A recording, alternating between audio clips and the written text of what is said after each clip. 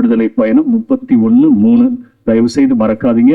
ஆவியானவரை நான் பெற்றுக்கொண்டால் எனக்கு என்ன கிடைக்கும்? நம்பர் 1, ஞானம், அறிவு கூர்மை, அனுபவம், தொழில் திறமை அனைத்தும் அவனுக்கு உண்டாகுமாறு நான் அவனை இறை ஆவியால் நிரப்பியுள்ளேன்.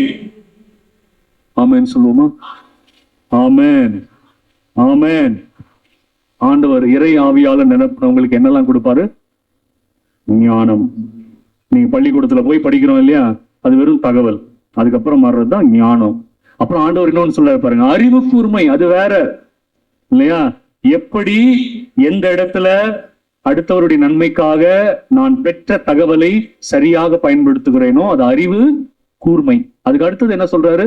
அனுபவம், பக்குவம், பகுத்தறிவு ஆவியானவர் கொடுப்பார். 4வது என்ன சொல்றது?